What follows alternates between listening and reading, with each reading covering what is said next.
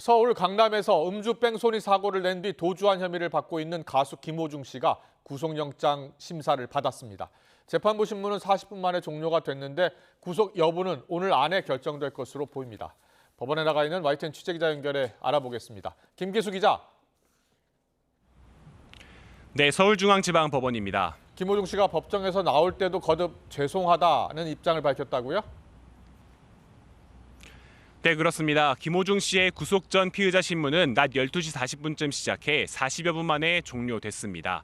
신문에 들어갈 때도 마치고 나오면서도 다시 한번 죄송하다, 반성하겠다는 입장을 밝혔는데요. 직접 들어보겠습니다. 혐의 어떻게 소명하셨습니까? 죄송합니다. 반성하겠습니다. 죄송합니다. 구속영장 심사는 사고 은폐를 시도한 소속사 대표와 관계자 김 씨 순서로 진행됐습니다. 김 씨는 지난 9일 서울 신사동에서 술을 마신 채 운전대를 잡았다가 반대편 차로에 있는 택시를 들이받고 달아난 혐의를 받습니다. 경찰은 앞서 사흘 전 김 씨를 조사한 뒤 바로 다음 날 구속영장을 신청했는데요. 김 씨가 사고를 숨기기 위해 운전자 바꿔치기를 시도한 점, 그리고 소속사 관계자들이 사고 당일 김 씨가 탔던 차량의 블랙박스를 훼손한 점 등으로 밀어볼 때 증거인멸 우려가 크다고 판단했습니다.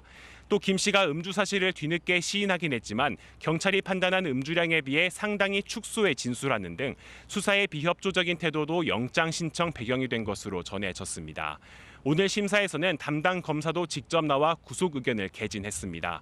검찰은 경찰 수사 사안이지만 이번 사건이 사안이 중대하고 증거인멸 우려가 크다며 직접 출석을 결정했다고 밝혔습니다.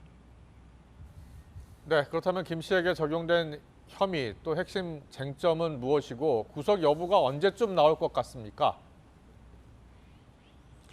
네, 경찰이 김 씨에게 적용한 혐의는 모두 4가지입니다. 먼저 뺑소니 사고와 관련해 사고 후 미조치와 도주치상 혐의가 적용됐고, 매니저 허위 자수와 관련해선 범인 도피방조 혐의가 포함됐습니다. 가장 공방이 치열할 것으로 보이는 쟁점은 위험운전 치상 혐의입니다. 이 혐의는 사고 당시 정상적인 운전이 불가능할 정도로 취한 상태였다는 걸 입증하는 게 핵심입니다. 앞서 경찰 조사에서 김 씨는 술을 10잔 이내로 마셨으며 휴대전화 블루투스를 연결하려다가 순간적 실수로 사고가 났다고 진술했는데요. 그러나 경찰은 유흥주점 CCTV와 직원 진술 등을 통해 김 씨가 당시 소주 여러 병을 마신 것으로 확인했고 몸을 휘청거릴 정도로 취한 모습을 포착했습니다. 경찰이 김 씨의 신병을 확보할 경우 위드마크 공식을 통한 혈중 알코올 농도 추산과 김 씨가 증거 인멸에 개입했는지 등에 대한 수사도 속도를 낼 방침입니다. 구속 심사를 받은 김 씨는 강남경찰서 유치장에서 대기하며 심사 결과를 기다리고 있습니다. 구속영장 발부 여부는 오늘 안에 결정될 것으로 보입니다. 지금까지 서울중앙지방법원에서 전해드렸습니다. 네, 오늘 가수 김호중 씨의 구속 여부를 판가름할 잣대 가운데 하나. 드신 대로 바로 특가법상 위험운전치상 혐의입니다. 최대한 15년 이하의 징역에 처하도록 하고 있는데 구체적인 음주 수치가 없더라도 정상적인 운전이 가능했느냐가 핵심입니다. 이대건 기자의 보도입니다. 가수 김호중 씨에게 적용된 혐의는 모두 4개. 죄지은 사람이 말이 필요하겠습니다. 어쨌든 죄송합니다. 네. 사고 후 미조치와 도주치상 혐의 등은 CCTV에 고스란히 담겨 혐의 입증이 쉬운 반면 경찰이 적용한 특정범죄 가중처벌법상 위험운전치상 혐의는 다툴 여지가 좀 있습니다. 이 혐의는 음주 또는 약물로 정상적 운전이 곤란한 상태에서 차를 운전해 사람을 다치게 했을 때 적용합니다. 1년 이상 15년 이하 징역 또는 1,000만 원 이상 3천만 원 이하의 벌금에 처할 수 있습니다.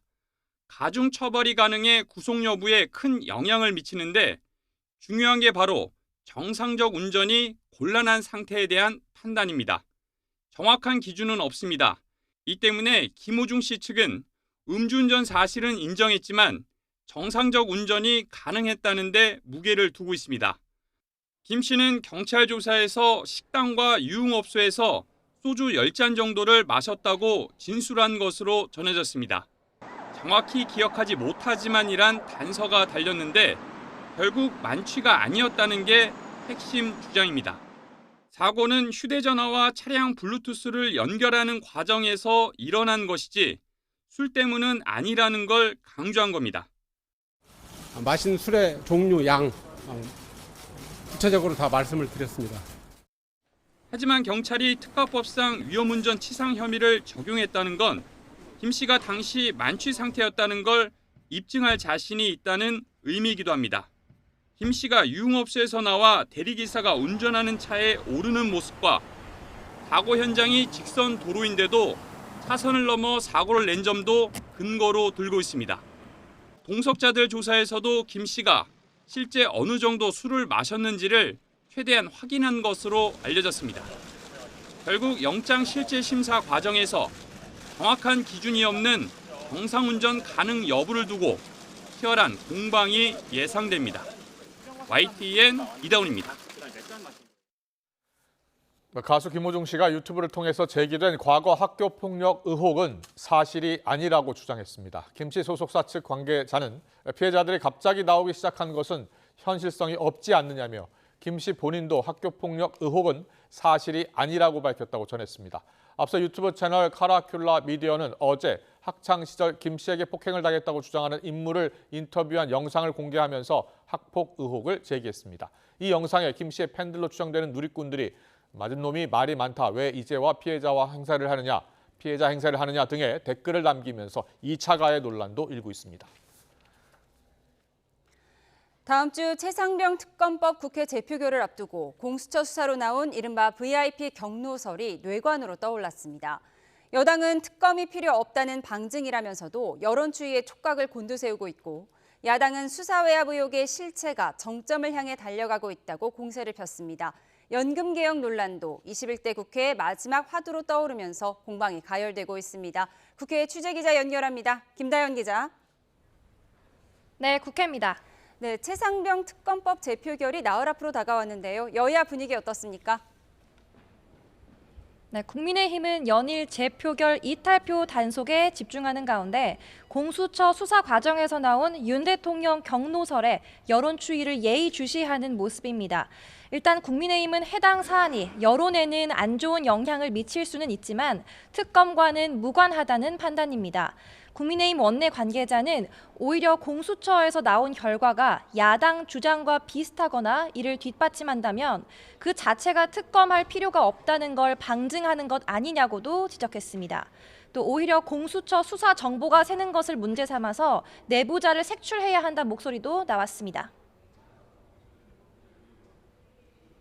출국 금지 조치, 사건 관계자의 통화 내역, 대통령 경로 진술 등 범죄 혐의 판단과는 무관하고 정쟁만을 유발하는 자극적인 사항들에 대해 공수처의 수사 정보가 특정 언론에 끊임없이 유출되고 있습니다. 민주당은 최상병 수사 외압 의혹의 실체가 정점을 향해 달려가고 있다고 공세를 펼치며 특검의 필요성을 강조했습니다. 국민적 경로를 걱정하셔야 할 것 같습니다. 짧은 담요가 머리와 발을 동시에 덮을 수 없듯이 VIP 경로설은 권력의 짧은 담요로 온전히 덮기에는 힘들어 보입니다. 민주당은 또 다른 야당과 함께 내일 서울 도심에서 최상병 특검법 거부권을 규탄하고 법안 통과를 촉구하는 범국민대회를 연다는 계획입니다. 연금개혁 공방도 뜨겁습니다. 이재명 대표가 어제에 이어 오늘도 연금개혁을 두고 정부 여당에 대한 압박을 이어가고 있죠. 네, 이재명 대표는 오늘 아침 최고위 회의에서도 연금개혁 대타협을 촉구했습니다. 실제로 연금개혁 의사가 있다면 대통령과 야당 대표 혹은 여당 대표까지 3자가 만나자고 제안했습니다. 만약에 실제로 연금 개혁을 할 의사가 있다면 이 1% 범위 내에서 대통령, 여야의 대표들이 다 만나든 아니면 대통령과 우리 민주당 대표가 만나든 어떤 방법이든 동원해서 타결 지어야 된다고 봅니다. 하지만 양자회담은 사실상 성사되기 어려워 보입니다.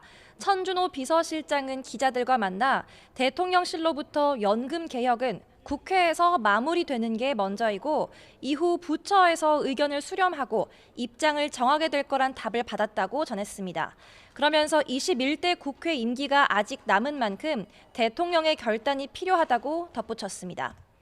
민주당은 받는 돈인 소득 대체율을 현행 50%에서 45%로 낮추겠다고 제안하고 있습니다. 연금 개혁은 미루면 미룰수록 불확실성만 커지고 미래 세대의 부담만 늘어나 정부와 여당안을 대승적으로 수용해 양보하는 거라는 게 민주당의 설명입니다. 네, 양측의 주장이 엇갈리고 있는데요. 국민의힘은 어떤 입장입니까? 사실관계부터 다르다는 입장입니다. 소득 대체율 45%는 애초 민주당이 제시한 안이라는 겁니다. 마치 정부와 여당을 연금 개혁에 반대하는 세력처럼 몰고 가는 프레임 작전이라고도 비판했는데요. 추경호 원내대표는 아침 회의에서 본회의 강행과 특검 처리를 위한 정치적 꼼수라고 목소리를 높였습니다. 국민을 위하는 척, 개혁을 하는 척 하는 위선을 멈춰주시기 바랍니다. 여야 합의도 없는 본회의를 강행하고 일방적인 특검법 처리를 위해 연금 개혁까지 정략적으로 활용하는 것은 참 나쁜 정치, 꼼수 정치입니다. 정점식 정책위의장도 연금 개혁은 모든 국민의 노후를 좌우하는 사안이니만큼 미래 세대 부담도 종합적으로 고려해 국민 동의 아래 처리하는 게 바람직하다고 강조했습니다. 여야는 애초 소득 대체율 43%와 45%를 각각 주장하며 2%포인트 차이를 좁히지 못했습니다. 하지만 앞서 여당이 44%까지는 타협을 볼 수 있다라고 여지를 남긴 데다 오늘 민주당이 44에서 45% 사이에서 문을 열어두겠다라고 밝힌 만큼 그 간극은 1%포인트 안팎 차이로 더 좁아졌습니다. 하지만 윤석열 대통령이 취임 2주년 기자회견에서 연금 개혁은 22대 국회로 넘기고 임기 내 확정할 수 있도록 최선을 다하겠다라고 한 만큼 21대 국회 내 합의가 어려울 거란 전망이 우세합니다. 네, 이런 가운데 박근혜 전 대통령의 최측근이죠. 정호성 전 비서관이 대통령실 비서관으로 발탁된 걸 두고도 논란이 일고 있죠. 네, 정호성 전 청와대 부속 비서관은 박근혜 전 대통령의 최측근으로 이른바 문고리로도 불렸습니다. 윤석열 대통령이 과거 검사 시절 국정농단 수사를 하는 과정에서 구속했던 인물이어서 논란이 일고 있는데요. 당장 야권에서는 대통령 본인이 수사한 사람을 왜 자꾸 들이는지 모르겠다라는 목소리가 나오고 있습니다. 좀 이상해요. 왜 본인이 수사한 사람들 이렇게 자꾸 기용하는지 수사를 하다 보니까 이 사람들이 어떤 특장점을 갖고 있다는 걸 알게 된 건가요? 조국혁신당 조국 대표도 박근혜 정권을 망쳤던 사람 아니냐며 부끄러운 줄 알아야 한다고 비판에 가세했습니다. 반면 여권은 인사권은 대통령실에 있는 만큼 왈가왈부하는 게 옳지 않다며 조심스러운 입장이지만 아쉬운 인사라는 평가도 나왔습니다.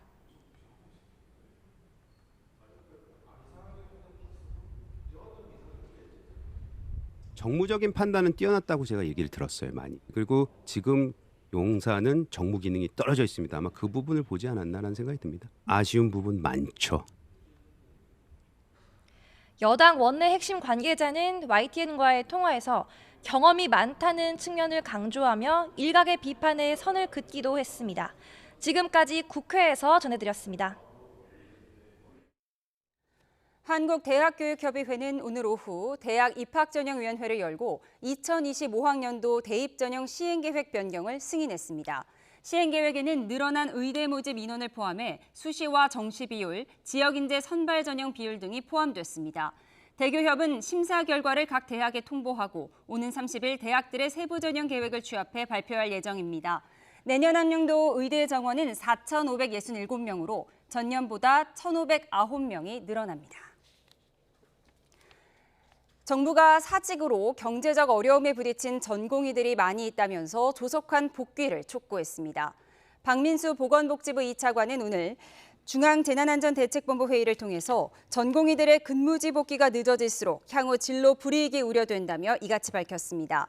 이어 권역응급의료센터와 지역응급의료센터를 방문한 환자가 증가해 응급실 과부하가 우려되는 상황이라며 응급 환자 중심의 비상진료 체계에 협조해 줄 것을 국민들에게 당부했습니다. 의대 교수들은 정부가 의대 증원을 위해 의사 집단을 찍어 누르는 정책을 남발한다며 전공의와 의대생 모두 복귀하지 않을 거라고 경고했습니다. 전국의과대학 교수 비상대책위원회는 오늘 기자회견을 통해 교수들은 의사 후배들이 없는 인고의 시간을 보낼 준비를 하고 있다며 이같이 밝혔습니다. 비대위는 정부가 의대 증원을 추진하기 위해 의사 집단을 찍어 누르는 정책만 남발하고 있다며 태도를 바꿔 증원 정책 등을 전면 재검토해야 한다고 덧붙였습니다.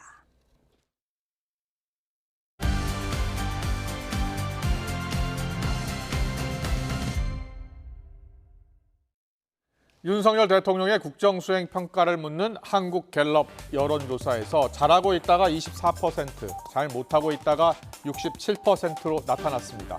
4월 말 이후 이 세 차례 조사에서 24%로 변화가 없는 겁니다.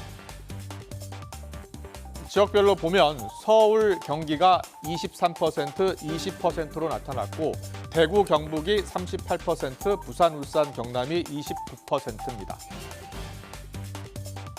정치권에서는 한 달째 지지율이 정체인 윤석열 대통령과 전당대회 출마를 고심하고 있는 한동훈 전 비대위원장과의 향후 관계 설정에 대한 전망이 엇갈리고 있습니다.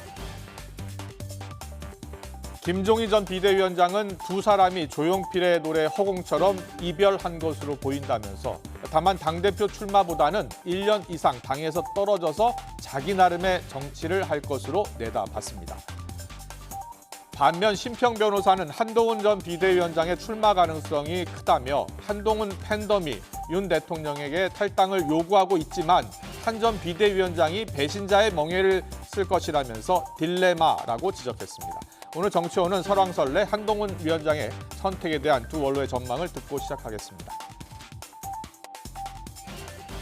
한동훈 비대위원장이 이 비대위원장하면서 선거운동을 하는 과정 속에서 여당의 비대위원장이 대통령과의 관계에서 얼마만큼의 행동 반경이 주어졌다는 걸 뼈저리게 알 거 아니에요. 그러니까 최소한도 한 1년 이상은 저희 당에서 좀 떨어져가지고 자기 나름대로 왜 정치를 하려고 하지 않나라는 이렇게 봅니다. 지금 대통령하고 한동훈 전 위원장의 사이는 조용필 노래 허공의 가사 비슷하게 돼버렸어요. 너무나 멀어져 버려가지고 너무 멀어져. 되돌릴 수가 없는 그런 상황까지 되지 않았어요. 한동훈 위원장이 정치적 팬덤이 대단히 요란스럽고 또 거칩니다. 예. 이 팬 카페에서 강하게 윤 대통령이 탈당을 요구를 하고 있죠. 그런데 한동훈 전 위원장이 반윤석열을 강하게 표방하는 순간 그 말을 한동훈 전 위원장 입에 담는 순간에 그는 적어도 이 보수의 본산이라고 할 수 있는 대구 경북 지역에서는 이 배신자로 낙인 찍혀서 앞으로 그가 정치인으로서 맥을 못 추게 될 것입니다. 네, 오늘의 정치원 시간입니다. 최수영, 김상일 정치평론가와 함께 날카롭게 짚어보겠습니다. 어서 오십시오. 안녕하세요. 안녕하세요. 네. 자, 윤석열 대통령과 한동훈 전 비대위원장과의 관계, 또 한동훈 전 위원장의 당권 도전 가능성, 뭐 여러 가지 이야기들이 나오고 있어서요. 오늘 두 사람의 목소리를 들어봤는데 최수영 평론가께서는 어떻게 보세요? 한동훈 전 비대위원장과 윤 대통령과의 이 관계 설정 앞으로 어떻게 될 것 같습니까? 저는 이제 한동훈 위원장이 지금 시간 벌기를 하고 있다고 봐요. 왜냐하면은 뭐 좀 용산에서 계속적으로 그래도 식사를 하자고 콜이 가는 것 같은데 그렇습니다. 응답을 안 하는 것 같죠. 그 얘기는 뭐냐면 뭐냐? 한동훈 위원장은 독자 행보를 가겠다는 생각을 붙인 독자 행보를 가겠다는 뜻이다. 붙인 것 같아요. 그런데 지금 뭐 과거의 문법으로 보면은 사실 한동훈 위원장이 그 대선 총선 패배의 책임을 지고 당에 복귀하기보다는 조금 자숙과 성찰의 시간을 갖고 나중에 복귀하는 게 과거의 정치 문법으로는 맞아요. 근데 지금은 팬덤의 정치가 대세와 주류를 이루고 있는 그런 형국이기 때문에 어쨌든 호랑이 등에 얹혀서 갈 수밖에 없는 그런 상황이 돼버렸다고 하면은 한동훈 위원장이 그런 어떤 말하자면은 그런 타임 스케줄에 따라서 나중에 뭐 대선 얼마 앞두고 내가 다시 본격하다 이런 지금 문법이 통하지 않아서 그렇군요. 지금 한동훈의 팬덤은 굉장히 강력해. 여권에서는 예. 가장 강력한 그런 지지층과 예. 가장 그 좀 말하자면 역동력 있는 그런 에너지로 봐야 되기 때문에 저는 제가 보기에 본인이 원하든 원하지 않든 이미 저는 그러니까 혹시 이제 그러니까 출마가 아니라 당권 도전의 예. 가능성을 보고 다만 당권 도전은 이제 국민의힘 당규상 대선 출마 1년 6개월 전에 그만둬야 된다는 그런 조항이 있기 때문에 예. 그렇다면 이제 뭐 내년 하반기까지만 할 수밖에 없는 상황인데 그렇다고 해도 저는 그 카드를 받을 수밖에 없다. 그렇군요. 그렇게 해서라도 본인이 지금 이 정치적 휴지기를 정면 돌파하지 않으면은 윤석열 대통령과 차별하든 차별화가 아니든 간에 예. 보수 정치 진영 내에서 본인의 어떤 그런 존재감을 확인할 수 없는 상황이 올 수밖에 없기 때문에 저는 출마를 하는 쪽으로 저는 가닥을 잡는다고 봅니다. 알겠습니다. 김종인 전 비대위원장은 이제 출마하지 않을 것으로 봤는데 출마할 것으로 보셨고 윤한 갈등, 조용필의 노래 허공처럼 이별한 것으로 보인다라는 그런 평가는 어떻게 보세요? 뭐 이별이라기보다는 전략적인 서로 간의 거리두기라고 좀 봐요. 전략적 거리두기다. 예, 그렇게 좀 보고 있습니다. 예, 알겠습니다. 그럼 하나 더 여쭤볼게요. 심평 변호사가 한동훈 전 비대위원장 팬덤 이야기를 하더라고요. 네. 한동훈 전 위원장 팬덤이 윤 대통령의 탈당을 요구했죠, 최근에. 네, 그렇죠. 네. 예. 뭐 그 게시판에 그렇게 올랐죠. 예, 한동훈 팬덤의 윤 대통령의 탈당 요구는 어떻게 보세요? 그건 저는 뭐 지지층의 좀 과도한 요구라고 봐요. 과도한 요구다. 탈당을 하는 순간 그럼 국민의힘 설령 당권을 잡아도 예. 한동훈 의장이 어떻게 됩니까? 예. 여기는 여당이 아니에요. 그냥 군소 야당에 불과합니다. 그렇군요. 이 제1야당은 민주당이고 예. 그다음 야당이 국민의힘이고 그다음 예. 당이 조국혁신당이 되는 거예요. 그러니까 야당의 입장에서 그러면 대통령은 무소속으로 남아 있는 상태에서 여당의 지위가 없는 채 한동훈 위원장이 다시 대권에 도전한다? 사실 그거는 뭐 역학구도상 상상하기 좀 어려운 이야기고 그렇군요. 지금 차별화를 두어서 한동훈 위원장에 대한 존재감을 정치적 스탠스를 잡기 위한 요구로는 볼 수 있으나 현실화되기에는 저는 매우 어려운 상황으로 봅니다. 오늘 일부 언론에서는 이재명 대표의 팬덤 정치 시작을 보는 것 같다라고 또 하는 그런 유사한 기사도 있더라고요. 평가가 될 수 있겠죠. 지금 이 야권의 이재명에 필적할 수 있는 예. 팬덤과 그런 추동력을 가진 사람은 여권에서는 지금 한동훈 위원장밖에 없다는 게 그 정설이거든요. 예. 그렇다면은 유사하지만 그렇지만 예. 저는 좀 다르다고 봐요. 네. 좀 다르다고 보기 때문에 어쨌든 6만 명이 넘는 한동훈 위원장의 위드훈이 카페가 앞으로 어떤 그 동력과 에너지를 보여줄지 저는 여권에 관심이 집중되고 있다고 봅니다. 그렇군요. 하나만 더 여쭤볼까요? 지금 이재명 대표의 민주당이 지난해까지만 하더라도 비명과의 갈등이 있었잖아요. 그렇죠. 친명 비명 갈등. 그것처럼 지금 국민의힘 내에서도 친한 친윤 갈등이 시작됐다라고 보는 분도 있던데 그렇게 보세요? 저는 그렇게 봅니다. 아. 네. 그 이유는 짧게 예. 말씀드리면은 한동훈 위원장이 윤석열 대통령과의 어떤 차별화에 성공하느냐에 따라서 향후 한동훈 위원장의 정체성과 예. 정치 스탠스가 결정이 됩니다. 예. 그렇기 때문에 그거는 그런 분화로 보는 게 저는 맞다고 봅니다. 알겠습니다. 계속해서 김상일 평론가의 날카로운 분석을 들어보겠습니다. 먼저 한동훈 전 비대위원장 출마 가능성부터 볼까요? 저는 뭐 엉덩이가 들썩들썩 거리고 있다고 봐요. 예. 그렇지만 당이론적으로 저는 나오면 안 된다. 본인을 위해서 생각합니다. 김종인 전 비대위원장과 같은 생각이에요. 네, 같은 생각입니다. 예. 네. 이게 뭐 과거 문법이니 뭐 이런 얘기를 하지만요. 예. 저는 이 중도층 민심을 생각하는 게 굉장히 중요하다고 봅니다. 중도층 민심을 생각하지 않는다면 당대표가 된들 예. 무슨 성과를 낼 수 있죠? 예. 지선에 좋은 결과를 낼 수 있습니까? 대선에 좋은 결과를 낼 수 있습니까? 지선에 좋은 결과가 없이 한동훈 비대위원장이 뭘 할 수 있습니까? 예. 그러니까 저는 중도층에게 한동훈 비대위원장 이번에 출마함으로써 내로남불의 이미지를 준다면 똑같네. 예? 좀 아까 이제 팬덤 얘기도 했잖아요. 예. 그럼 이번에도 이거 결국 또 팬덤에 뭐 엎혀서 이렇게 네. 나오고 휘둘리네. 다 똑같습니다. 그리고 이재명 그 당대표에게 지난 그 대선 패배, 지선 패배 이후에 패장이 왜 나오냐라는 비판을 여권에서 했잖아요. 예. 물론 그때는 정치인이 아니었기 때문에 직접적인 비판을 하지 않았지만 그런 그 진영에 있는 한동훈 비대위원장이 그냥 나온다? 그러면 설명이 있어야 될 거 아닙니까? 그때 이재명은 왜 안 됐고 지금의 한동훈은 왜 되는지. 과거 여의도문법에서는 그렇게 분석을 한 경우가 많았는데 네. 최근에 뭐 이재명 대표도 당장 대선에 지고서 바로 보선에 출마해서 의원 되고 네. 그리고 바로 8월에 당대표가 됐잖아요. 네. 그리고 사실상 지금 이재명이 민주당이 됐다는 평가가 나오고요. 네. 근데요. 그래서, 예.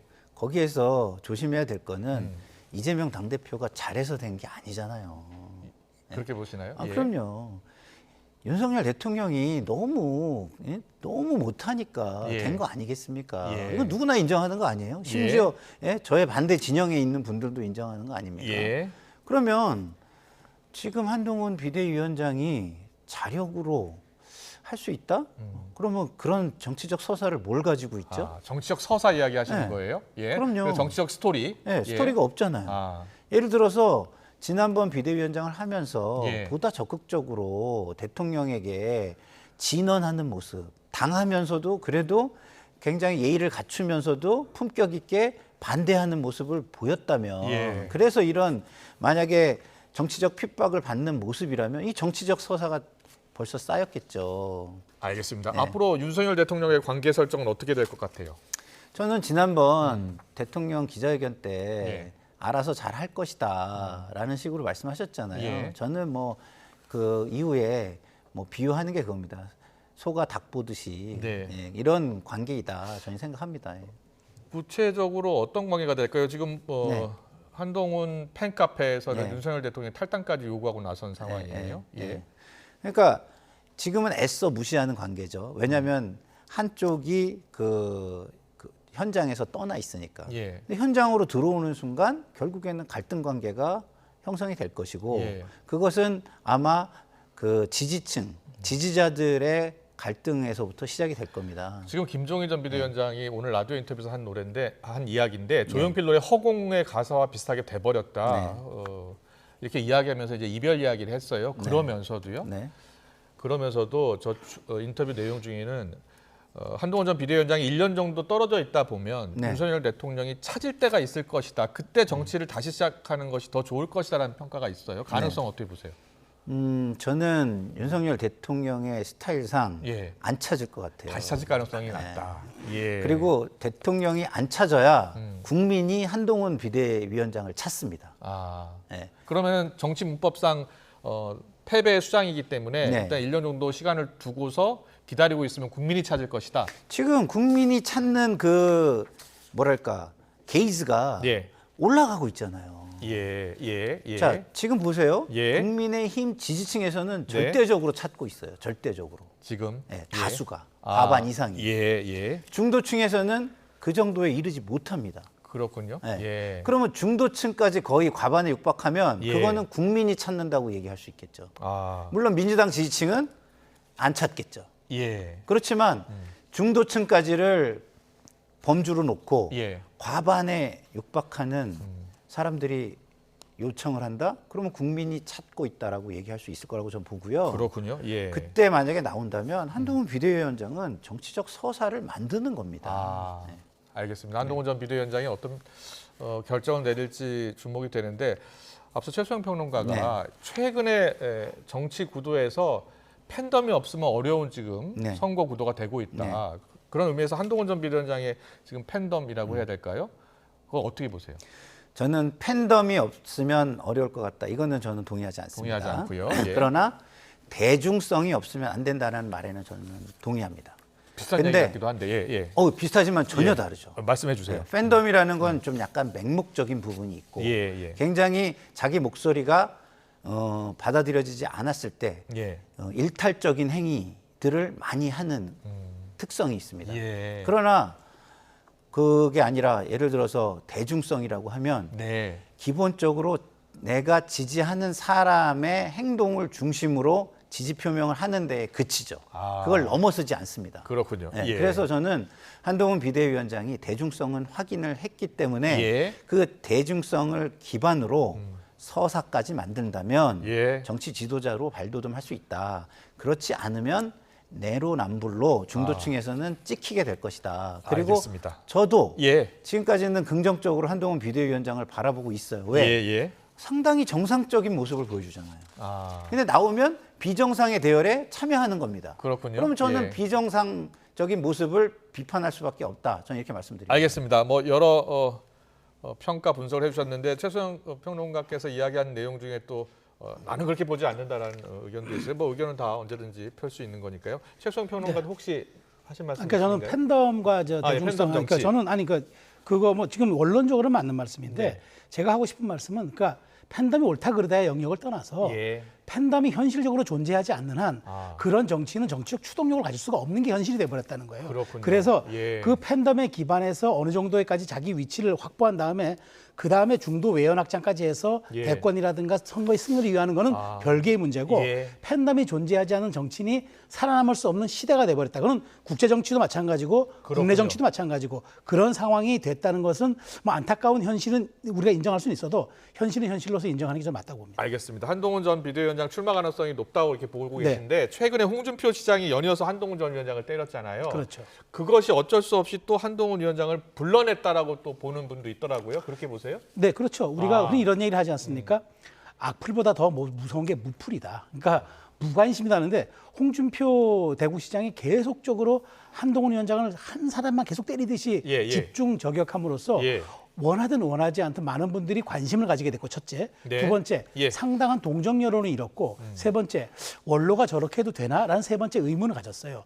그런 측면에서 이 세 가지 모두가 한동훈에 대한 관심과 한동훈에 대한 일거수일투족에 대한 어떤 그 관심사 증폭 이런 걸로 이루어졌고 또 하나 그러면서 약간의 핍박받거나 혹은 이제 그 보수의 주류로부터 뭔가 밀림을 당하는 듯한 그런 모습을 보여줌으로써 이런 사람도 우리가 보호해주고 지켜줘야 하겠구나라는 그런 생각을 가졌기 때문에 우리가 굉장히 중요한 건 지도자에게서 어떤 대중들이 짠하는 모습을 본다면 그건 굉장히 큰 동력이 돼요. 그런 측면에서 한동훈 위원장께 원하든 원하지 않든 이런 부분들이 굉장히 말하자면 순기능적으로 작용을 했고 출마의 동인으로 여겨지게끔 하나의 원인이 됐다. 저는 그렇게 분석합니다. 그렇게 보시는군요.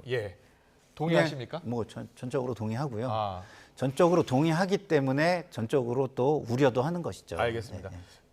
앞서 제가 지지율을 잠깐 보여드렸는데 갤럽 조사예요. 오늘 나온 지지율인데 윤석열 대통령 지지율이 4월 말에도 24% 계속 24%, 23% 유지하고 있어요. 정체돼 있는데 어떻게 보면 그 원인 이유가 어디 있다고 보세요? 기본적으로 윤석열 대통령한테 실망한 만큼 실망을 했고요.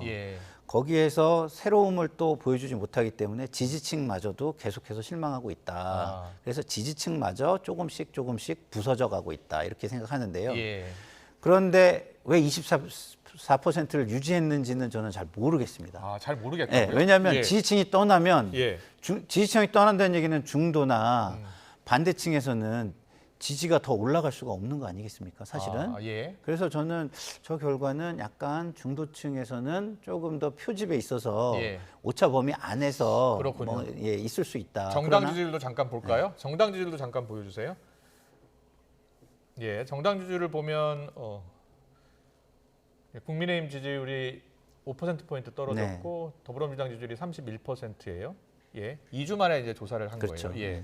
그러니까 저기에서 보듯이 현재 그 여권 전체에 대한 그 국민들의 실망감은 굉장히 큽니다. 그리고 총선 이후에 변하지 않는 모습에서 피로도도 굉장히 커지고 있습니다. 민주당 정당 지지율은 31%네요. 그러니까 정체죠, 저기는. 왜냐하면 역동성이 지금 없지 않습니까? 이재명 당대표 중심으로 뭐 가고 있기 때문에 국민들이 볼 때는 별로 관심이 가지 않는 것이죠. 그래서 저희는 총선에서는 앞선 거뒀잖아요. 그건 아까도 제가 말씀드렸듯이 대통령을 심판한 거예요. 그리고 아직도 대통령을 심판하는 시각으로 정치를 바라보고 있는 겁니다. 알겠습니다. 근데 여권이나 정권이 변하면 민주당은 저게 정체가 위기가 될 수도 있다 이런 생각이 듭니다. 그렇군요. 최수영 평론가께서는 어떻게 보세요? 전체적으로 오늘 나온 갤럽 조사의 뭐 대통령 지지율, 뭐 정당 지지율 포함해서요? 그 대통령 지지율은 한마디로 위기가 계속되고 있다는 겁니다. 그러니까 왜냐하면 지금 4주째 횡보 추세예요. 23, 24. 이게 횡보 추세가 된다는 거는 지금 그 보수층에서조차 이반이 지금 계속되고 있다는 뜻이거든요. 지금 중요한 건 TK에서 39가 나왔어요. 지역별로 볼까요? 지역별로 보면 TK가 아마 39가 나온 것 같은데 TK에서 40% 이하로 나온다는 거는 저건 지금 그 이른바 전통적인 지지층에서조차 사실 동의하지 못하고 있다는 그런 측면이기 때문에 지금 굉장히 제가 보기에 좀 어렵다고 저는 사실 좀 생각하는 겁니다. 그런 측면에서 굉장을 저는 위기로 생각을 하는 게 맞고 그다음에 정당 지지율 관련해서는 저는 민주당도 지금 국민의힘도 위기인데 똑같이 위기인데 그나마 민주당은 이제 약간 그다음에 하향 추세가 좀 접어들었어요. 왜냐하면 탈당 논란, 그러니까 탈당이 아니죠. 우원식 의장의 간의 이제 내정 논란이 예. 조금 이제 저는 이제 말하자면은 잠복기에 접어들었다고 보고. 의장 경선 말씀하시는 그렇죠. 겁니다. 그래서 예. 그때 굉장히 민주당 지지율이 빠졌었어요. 예. 6%까지 갤럽 수사 빠졌는데 그게 어느 정도까지 이제 복원된 것 같고 또 하나는 국민의힘은 왜 저렇게 답보 상태인가? 민주당의 그런 실책에도 불구하고 국민의힘이 너무 지리멸렬하게 보이고 있다는 거.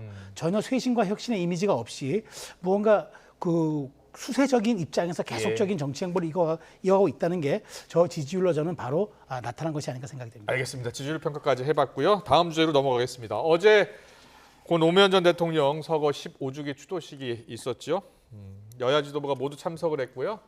경남 김해마을에서 봉화마을에서 진행이 됐습니다. 어제 추도식 전에 그런데 사인의 만남이 아주 주목이 됐습니다. 저희가 영상으로 만들어 봤거든요.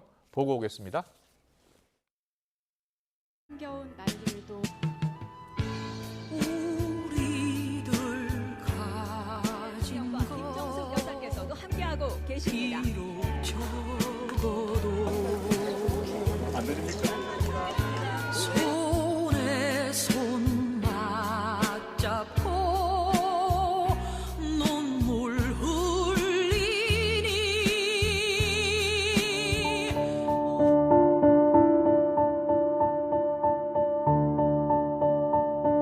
민주당과 조국혁신당이 어떻게 총선 민심을 받들은 그런 정치활동, 국회활동을 할 것인가에 대해서 현 시국의 어려움 이런 점들에 대한 걱정, 우려를 함께 했다는 말씀 정도 드리도록 하겠습니다.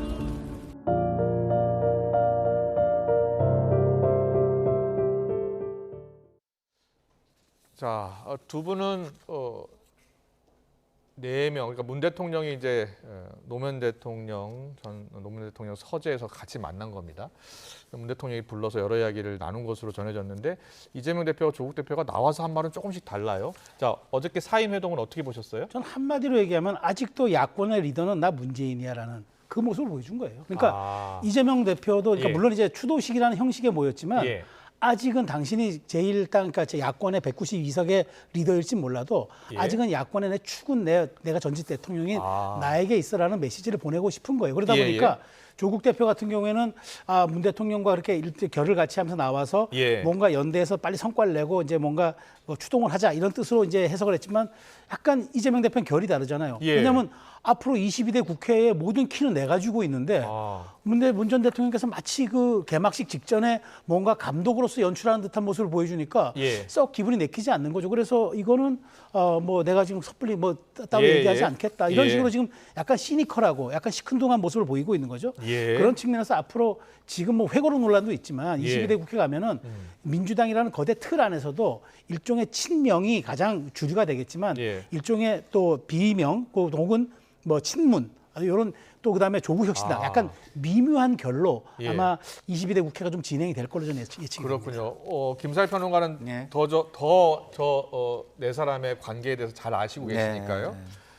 조국 대표, 문 전 대통령은 연대에서 성과를 내달라는 취지로 이야기하는 것 같은데 이재명 대표는 조금 다른 결이에요? 어떤 배경이 있을까요?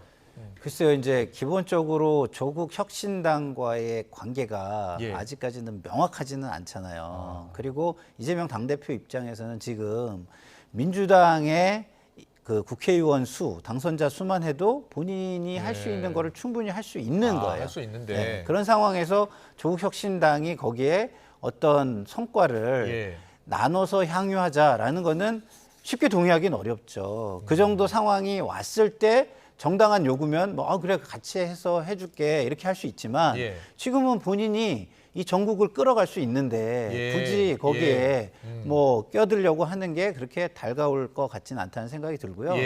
그렇지만 저 자리에서 저렇게 네 분이 만난 거를 너무 이렇게 과도하게 해석하는 거는 저는 좀 안 맞는 것 같아요. 왜냐하면 보세요. 저기가 고 노무현 대통령의 추도 행사예요. 그러면 문재인, 김경수 이 두 사람은 저기에 호스트 같은 사람입니다. 일종의. 그러니까 호스트의 역할을 한 거죠. 그리고 여권에서 가장 지금 대표격인 사람들, 대표적인 인사는 두 당의 대표잖아요. 그래서 두 당의 대표를 의전을 한 것이다라고 봐도 저는 무리가 없다고 보는데 단지 말씀하신 대로 그 자리에서 조국혁신당과 좀 협력을 해라 이렇게 한 거는 좀 뭐랄까 이재명 당대표 입장에서는 본인을 조금 덜 예우했다 이렇게 느낄 수도 있는 부분이라고 봅니다. 알겠습니다. 그런데 어제 또 황우여 국민의힘 비대위원장이요. 윤석열 정부 들어서 처음 여당 지도부로서는 처음 문 전 대통령을 예방을 했습니다.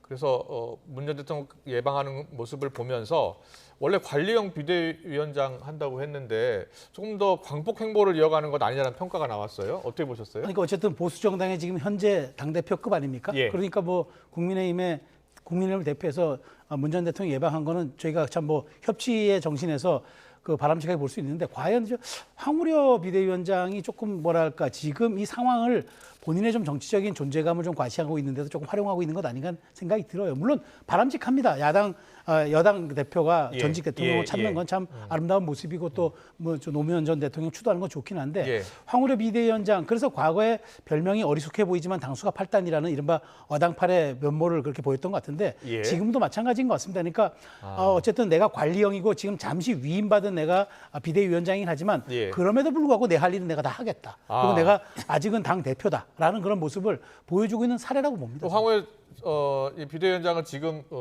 경선 룰을 어떻게 할지를 진짜 고민해야 되는 상황 아니에요? 그렇죠. 사실 그게 지금 가장 중요한 핵심인데 물론 뭐 노무현 전 대통령 15주기라는 이제 뭐 특수한 상황입니다만은 어쨌든 지금 돌아와서 저는 이 문제가 황우여 비대위의 가장 큰 시험대에 드는 항목이 될 것이다. 킬러 문항이 될 것이다. 경선 룰이요? 그렇죠. 뭐 저는 반드시 개정할 걸로 보는데 지금 당신 100%인데 얼마 정도로까지 가는? 저는 뭐 5대5까지 가느냐 7대3까지 가느냐가 이제 관건인데 저는 급격한 또 회전은 약간의 또 이제 반발이 있을 수 있으니 7대3 정도가 가장 합리적인 방안으로 가지 않을까 하는 생각이 들어요. 그렇군요.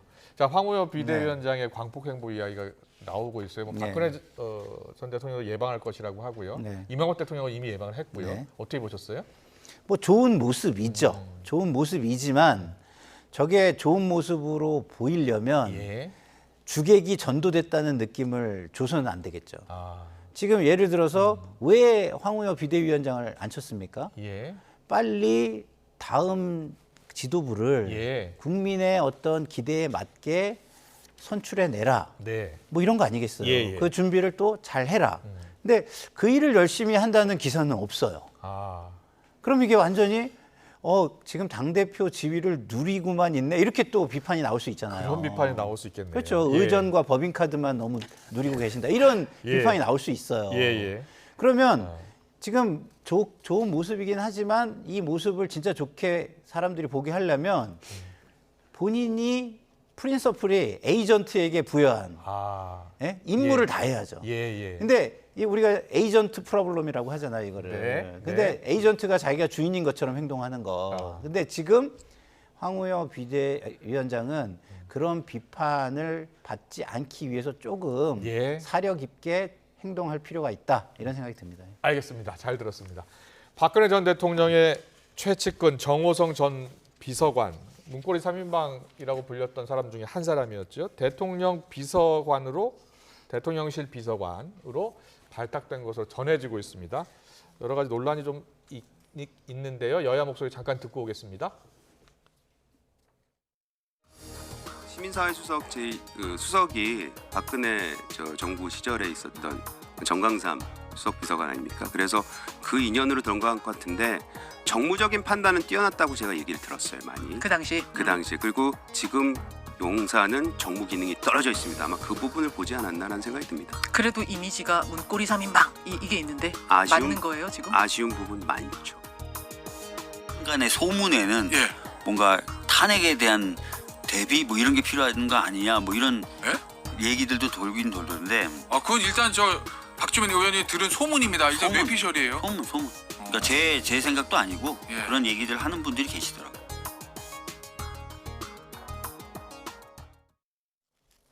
정호성 전 비서관 혹시 아시죠? 잘 알죠. 예. 저는 지금 지금 이재영 위원장이 얘기한 정광삼 지금 현임 수석, 그다음 정호성 비서관 저 다 같은 시기에 근무를 했었습니다. 그랬습니까? 예, 그렇습니다. 예, 이제 예. 정광삼 수석하고 저하고 홍보라인에 같이 근무했고 부속실에 이제 정호성 비서관 있었는데 저 그 동의합니다. 왜냐하면 정무적 그 판단하고요. 물론 나중에 이제 탄핵이 돼서 조사를 받고 수사도 받고 윤석열 대통령이 직접 수사했던 대상이었잖아요. 그렇죠. 그래서 예. 이제 조사받고 이제 처벌도 받았지만 예. 그럼에도 불구하고 일처리 능력이라든가 조율 능력, 그다음에 예. 이제 여러 가지 이제 그때 우리 이제 부속 비서관이었기 때문에 각 실과 각 수석실을 조율했던 그다음에 그런 능력들 굉장히 탁월하거든요. 그래서 저는 아마 이제 물론 이제 10년의 세월은 흘렀지만 예. 그럼에도 불구하고 그런 능력을 좀 사서 이제 한 것 아니냐. 근데 뭐 한간에서 오해는 할 수도 있어요. 왜냐하면 예, 예. 갑작스러운 또 입성이기도 하고 또 박 전 대통령과의 특수관계이기도 하니까 그럼에도 예. 불구하고 이거는 어떤 새롭게 한번 국정 운영의 틀을 바꿔보겠다는 인사 어떤 그 개혁의 차원으로 봐야지 네. 이걸 좀 박주민 의원이 얘기한 것처럼 그렇게 소설의 형식으로 좀 이끌어가는 거는 조금 좀 부적절해 보입니다. 예, 김상일 평론가께서는 어떻게 보셨어요? 도저히 이해가 안 되는 모습이죠. 예. 정상적이고 상식적인 사람은요. 예. 기본 자격이라는 거를 봐요. 그리고 그 기본 자격이라기에 것이 국민에게 예. 상실감이나 박탈감을 줄까 안 줄까를 따져야 됩니다. 근데 열심히 산 사람들도 저 자리 가고 싶은 사람이 있을 거예요. 죄 안 짓고 그다음에 실수 안 하려고 노력하고 산 사람들. 근데 그런 사람들은 평가의 대상에 올려놓고 제대로 평가를 해봤고 저런 선택을 한 걸까요? 예. 저는 아니라고 보거든요. 예, 예. 지금 최수영 평론가님께서 예. 뭐 능력을 인정한다 그러는데 그 능력을 예. 국민들이 인정을 했습니까? 그러니까 몇몇이 인정하면 끝나는 겁니까? 아니잖아요. 예. 근데 국민적으로는 이미 보여진 모습이 있어요. 그걸 능가할 정도의 그런 능력이 있다는 겁니까? 예. 저는 이 국민들을 완전히 무시하는 처사다. 국민들의 기본 상식과 그리고 국민들이 느낄 어떤 상실감 이런 거를 전혀 고려하지 않는 예. 굉장히 오만하고 자기중심적인 인사다 이런 생각이 듭니다. 그렇게 보시는군요. 탄핵 대비용이라는 이야기를 박주민 의원이 하던데 거기에 대해서는 어떤 생각이에요? 아니, 너무 이렇게 조롱하듯이 내지는 뭐 이렇게 비아냥거리듯이 얘기할 필요는 저는 없다고 보고요. 네. 어쨌든 저 인사가 많이 아쉽고 정말 상식적으로는 이해할 수 없다라는 말을 하고 싶었는데 뭐 예. 표현이 조금 과했다 이런 생각이 듭니다. 알겠습니다. 마지막 이슈 들어가겠습니다. 정치권 지금 연금 개혁 공방 뜨겁잖아요. 이재명 대표가 어제 오늘도 연금 개혁 하자, 21대 하자라고 했는데 지금 윤석열 대통령은 22대에 하겠다라는 이야기를 지금 밝힌 것으로 전해지고 있어요. 연금 개혁, 윤석열 정부도 꼭 4대 개혁 가운데 하나로 반드시 하겠다라는 입장이었고요. 어떻게 잘 합의를 봤으면 좋겠는데 저 어떻게 보셨어요? 저는 갑자기 왜 이재명 대표가 이 대목 계획을 꺼냈을까? 일단 저는 약간 국면 전환용 성격이 있다고 봐요. 지금 당내 리더십이 약간 균열도 가고 있고 흔들리고 있으니까 뭔가 정책으로 이걸 한번 돌파해보고 국민의 관심을 그다음에 영수회담까지 제의한 것 아닙니까? 그런 성사가 안 되기로 했지만 그러니까 이재명 대표가 갑자기 정치적 존재감을 확 보일 수 있는 이슈가 됐어요. 그렇지만 사실 또 이 연금개혁 문제는 우리가 당면한 정말 절박한 문제이기도 해요. 그래서 저는 이재명 대표가 어쨌든 야당 대표가 이 문제를 던졌다는 거 저는 굉장히 큰 함의가 있다고 저는 생각이 돼요. 그래서 저는 조금 제가 드리고자 하는 말씀이 이겁니다. 자, 그러면 지금 정부 여당과 민주당의 입장이 크게 다르지 않아요. 일단 13%의 보험료율은 똑같고 소득 대체율만 지금 뭐 43이냐 44냐 45냐 이 차이인데 저는 이 문제 이른바 모수개혁에 대한 문제는 이번 국회에서 합의했으면 좋겠어요.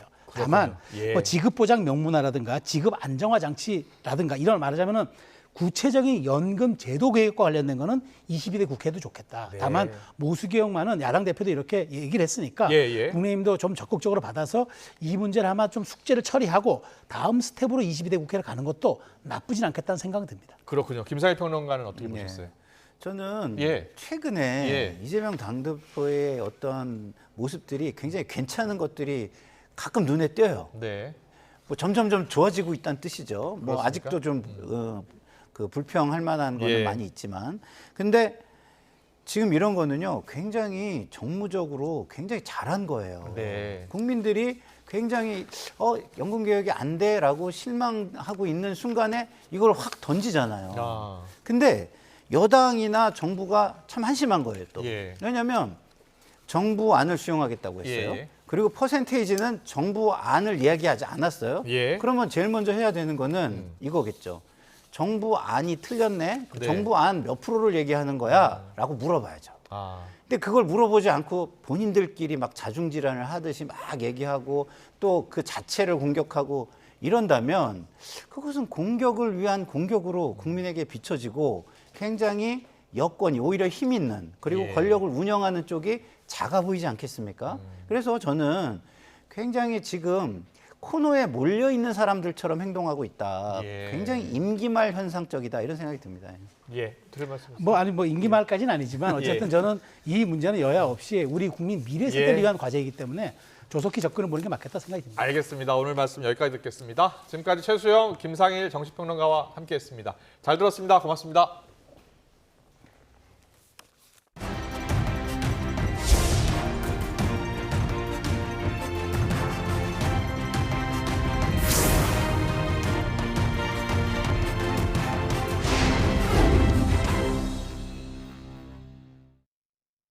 화면으로 보는 이슈 온, 오늘은 난기류 사고 짚어보겠습니다.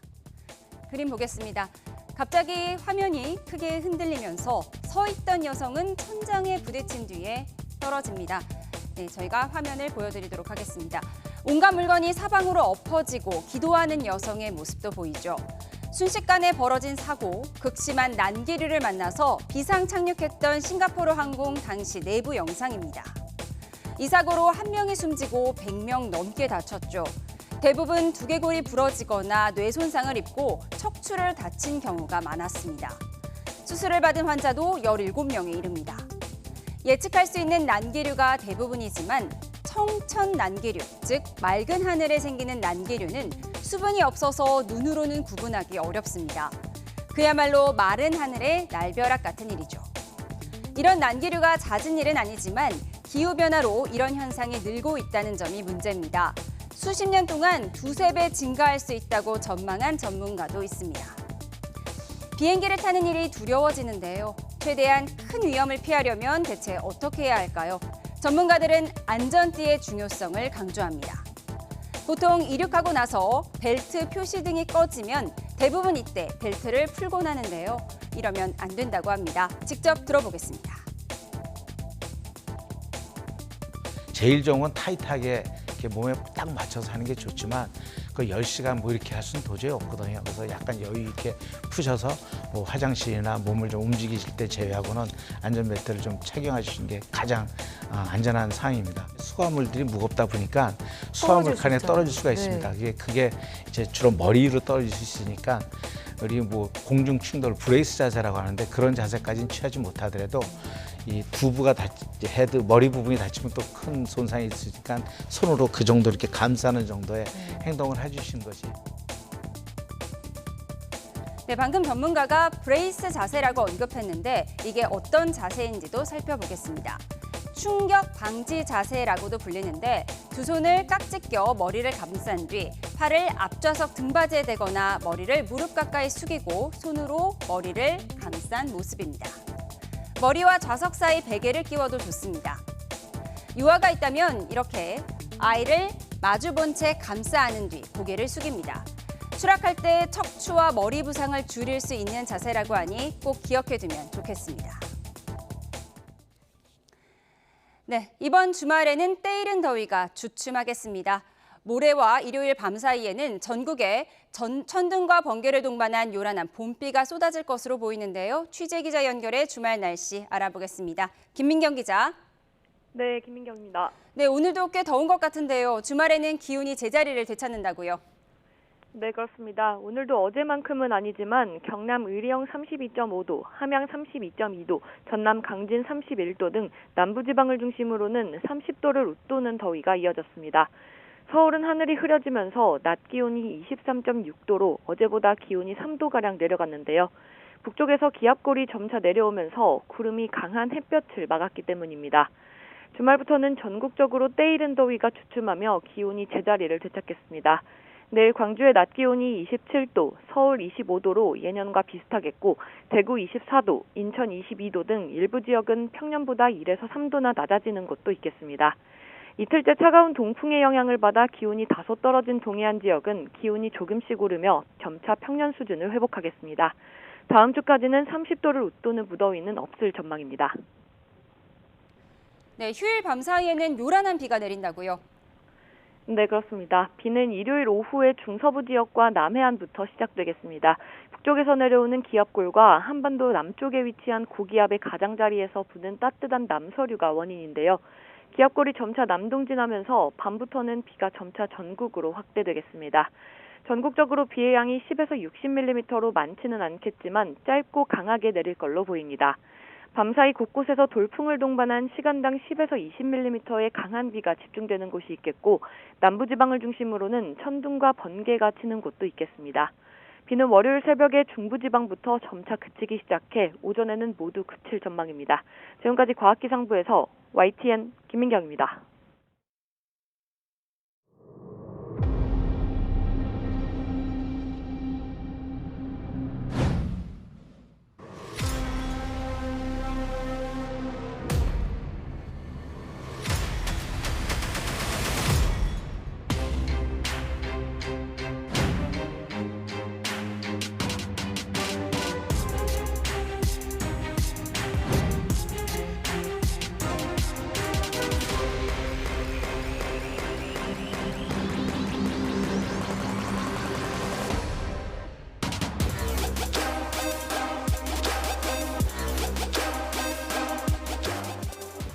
계시는 사람이 많이 필요하겠습니다.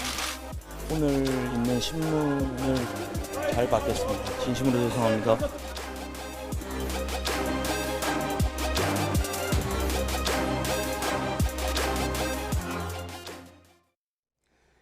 음주 뺑소니 혐의를 받는 가수 김호중 씨가 영장실질심사에 출석해 구속 전 피의자 신문을 받았습니다. 예정된 시간보다 1시간 일찍 법원에 모습을 드러낸 김호중 씨. 지금은 신문을 마치고 강남경찰서에서 법원 판단을 기다리고 있습니다. 또 한편 아내를 살해한 혐의로 재판에 넘겨진 미국 변호사에게 1심 법원이 징역 25년을 선고했습니다. 자세한 내용 이은희 변호사와 짚어보겠습니다. 어서 오세요. 안녕하세요. 네. 김호중 씨 영장실질심사가 낮 12시로 예정돼 있었는데 1시간 일찍 법원에 나왔습니다. 오후 1시 반쯤 심사를 마치고 강남경찰서로 이동을 했는데요. 오늘 오전 출석 장면과 또 신문을 마치고 이동하는 모습 먼저 보고 오겠습니다. 소주 3병 마셨다는 유흥주점 직원 진술이 있는데 거짓말하신 건가요? 저 오늘 있는 신문을 잘 받겠습니다. 진심으로 죄송합니다. 메모리 카드 직접 제거하신 건가요? 하고 사고 현장 직후에 떠나신 이유 뭔가요? 공연 강행은 왜 하신 건가요? 죄송합니다. 공연 강행 위해서 구속심사 연기 신청한 거 맞나요? 죄송합니다. 하실 말씀 없으신가요? 막내 직원에게 은폐시킨 거 맞나요? 혐의 어떻게 소명하셨습니까? 죄송합니다. 반성하겠습니다. 죄송합니다. 매니저한테 직접 증거 인멸해달라고 부탁하신 거 맞으세요? 죄송합니다. 휴대전화 비밀번호 제공 안 한 이유가 있습니까? 소주 3병 마셨다는 진술로 나왔는데 정확히 그날 몇 잔 마신 거예요? 죄송합니다. 반성하겠습니다. 마지막인데 억울한 점이 있습니까? 메모리 카드 직접 제거하신 거 맞으실까요? 영장 심사 때 어떻게 진술하셨나요? 경찰 협조 약속하셨는데 왜 아이폰 비밀번호 함구하시나요? 소주 3병 마셨다 많이 남아 있으니까요. 성실히 임하겠습니다. 죄송합니다. 네, 영장실질심사 전후의 모습 보고 오셨습니다. 네, 영장실질심사가 낮 12시 예정이었는데 11시에 출석을 했어요. 네. 이례적인 거 아닌가요? 이례적이라고 보기는 어렵고 원래 이제 영장실질심사를 하면 법원으로 바로 출석한다고 생각하시는 시청자분들이 많을 텐데 실제는 수사기관으로 먼저 갑니다. 간 다음에 이제 몇 가지 인정신문 같은 것들을 마치고 그리고 수사관들과 대동해서 법원으로 오게 됩니다. 그런데 이제 보통 그러니까 조금 더 일찍 가게 되고 이 사건 같은 경우에는 취재진이 이제 기다리고 있는 것들이 어느 정도 예상되는 상황이고 하니까 조금 더 여유 있게 시간을 잡고 온 게 아닐까라고 생각이 듭니다. 네, 저희가 영상으로 봤지만 이제 취재진이 몰려 있었는데 연일 죄송합니다 반복을 했어요. 21일에 경찰 출석 때와는 좀 다른 모습이다 이런 판단이 드는데요. 어떻게 보셨어요? 지금 오늘 이제 출석하면서는 구속이 될 수도 있는 상황인 거잖아요. 그러니까 훨씬 더 긴장을 많이 했을 거고 변호사 측에서 조언을 했을 겁니다. 오히려 이제 저는 그 김호중 씨가 경찰 출석할 때 모습이 오히려 좀 더 이례적이었어요. 왜냐하면 이제 처음에 보면은 출석할 때는 취재진이 기다리고 있었지만 지하로 해가지고 이제 비공개돼서 올라갔잖아요. 그러니까 아마도 그 취재진의 모습이 공개되지 않을 거라는 전제로 왔던 것 같아요. 그러다 보니까 이제 복장이라든가 모습이라든가 마음의 준비라든가 한 것들이 준비가 전혀 안 돼 있었던 것으로 보이고, 통상 이제 그 변호사들도 그렇고 혹은 이제 만약에 소속사가 현재 대표가 지금 이제 수사를 받고 있는데 그런 상황이 아니었다면 좀 더 조언을 했겠죠. 이 남들에게 노출될 수 있으니 좀 더 반성하는 태도, 그리고 좀 더 긴장한 모습, 뭐 이런 것들을 보여줘야 한다 같은 조언들이 있었을 텐데 그때는 좀 그런 것들이 이루어지지 않았던 게 아닌가. 그것 때문에 출석하고 나서 보도에 김호중 씨가 이제 뭐 썼던 모자, 뭐 안경, 뭐 옷 같은 거의 가격이나 이제 브랜드 같은 것들까지가 이제 회자되고 뭐 이러면서 굉장히 논란이 또 됐었거든요. 그래서 이번에는 굉장히 준비하고 온 것도 있고 굉장히 지금은 마음이 좀 다를 겁니다. 왜냐하면 경찰에 출석할 때는 구속은 피할 수 있을 거야. 구속을 혹은 피하기 위해서라도 이 출석을 해야 돼. 이런 거였을 텐데 지금은 이제 구속이 될 수 있는 목전에 있는 거잖아요. 그러니까 이제 여러 가지가 작용한 것으로 보입니다. 네. 근데 보통 12시면은 점심시간이니까 영장실질심사가 잘 이루어지지 않는 시간이라고 하더라고요. 좀 이례적인 경우인가요? 이게 이례적이라고도 볼 수 있지만 실은 이제 실무에서 있다 보면은 이날 영장실질심사를 하는 사건의 개수가 몇 개인가 이것도 영향을 미치거든요. 그래서 뭐 앞에 아무것도 없는데 이렇게 이제 좀 낮에 했다면 좀 이례적인 걸 수 있겠지만 앞에 다른 사건들의 영장실질심사가 있었다면 아무래도 이 사건을 좀 더 뒤로 빼서 이제 맨 마지막에 심사했을 가능성이 높아서 그래서 이제 이게 정확히 어떤 사정인지는 현재 확인하기 어렵지만 일부러 12시부터 이날 재판부가 이렇게 영장실질심사를 했을 것으로 보이지는 않습니다. 네. 심사가 12시였고요. 네. 그리고 1시 반쯤에 끝났거든요. 네. 1시간 반이면 오래 걸린 건가요? 일반적으로 만약에 김호중 씨가 이제 이런 유명인이 아니고 이렇게 이제 복잡하게 사건이 흘러오지 않았다면 그냥 단순하게 뭐 이제 그 도주하고 위험운전 뭐 해가지고 사람 다치게 하고 그리고 이제 다른 사람이 자수하고 요 상황에서 이제 구속심사가 이루어지는 근데 유명인이 아닌 사람의 사건이었다면 1시간 반까지는 걸리지 않았을 겁니다. 통상 그렇게까지 오래 걸리진 않는데 1시간 반이 이루어졌다라는 건 안에서 어쨌든 뭔가 이 부분에 대해서 구속이 돼야 된다를 주장하는 검찰 측과 구속까지는 하는 게 좀 너무 가혹하다라고 이야기하는 변호인 측의 변론이 상당 부분 충돌하고 판사님께서 또 직접 이제 이 피의자들에게 물어보는 시간들이 있거든요. 이제 그런 시간들까지가 합쳐져서 그래도 꽤 길게 이루어진 것으로 보여집니다. 꽤 길게 이루어진 것이다. 그런데 이제 심사를 마치고 나오는 모습을 보고 좀 놀란 분들이 있어요. 아직 구속이 된 것도 아닌데 양손이 묶인 채 나왔거든요. 원래 양손을 묶고 나오는 건가요? 네, 그렇습니다. 그러니까 우리가 생각할 때는 왜 묶고 나와 이렇게 생각할 수 있는데 이게 예전이면 포승줄 같은 걸로 이제 묶는데 요즘은 뭐 지난 한 10년 동안에 이제 여러 가지 변화 중에 하나가 그건 좀 모습이 과하잖아요. 그러니까 이제 수갑 그리고 수갑을 이제 벨트처럼 허리에 매서 이렇게 앞으로 고정하는 이제 장치를 가지고 그렇게 해가지고 이제 손을 결박한 상태로 이동하게 됩니다. 왜냐하면 이제 구속영장이 신청되고 이제 구속 심사가 이루어지고 하는 이 과정은 그 직후에 구금될 수도 있는 거잖아요. 그래서 지금도 귀가 조치를 하고 있는 게 아니라 강남경찰서에 가 있는데 이 과정 안에서는 이제 이렇게 결박돼서 가는 게 이 원칙.